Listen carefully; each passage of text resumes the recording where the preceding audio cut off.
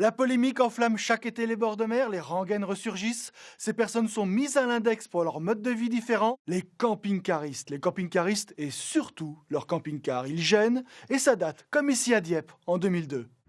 À Dieppe, les camping-caristes du bout du front de mer vivent leurs derniers jours sur cet emplacement idéal face à la mer. Certains riverains, en particulier ceux du rez-de-chaussée, ont fait circuler une pétition pour qu'ils partent. Leur crime, ils s'approprient gratuitement une perspective chèrement payée par d'autres.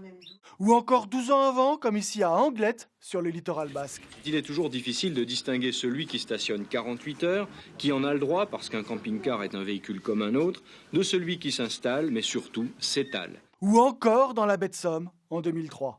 Ce petit bout du monde offre, c'est vrai, l'un des plus beaux panoramas sur la baie, mais décidément, la vue n'est plus ce qu'elle était. Je pense qu'on est beaucoup trop envahi. C'est un mode de vacances en principe qui aime la nature et là, ça défigure tout notre secteur. Les camping-caristes, évidemment, le vivent plutôt mal. On se sent chassé par endroits, oui.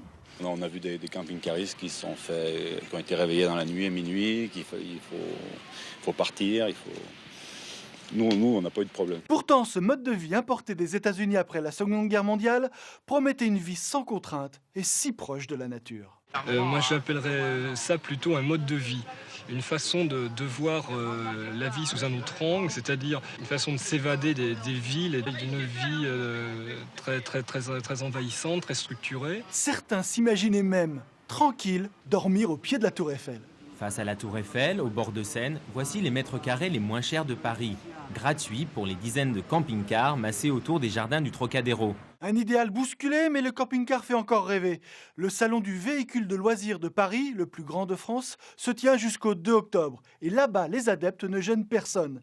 Peut-être même verront-ils ce modèle magique qui rabibocherait tout le monde. Vous pourrez, dans cette Ariane, faire monter les mêmes éléments de confort que ceux que vous avez sous les yeux, depuis la cuisine modèle jusqu'à l'eau courante.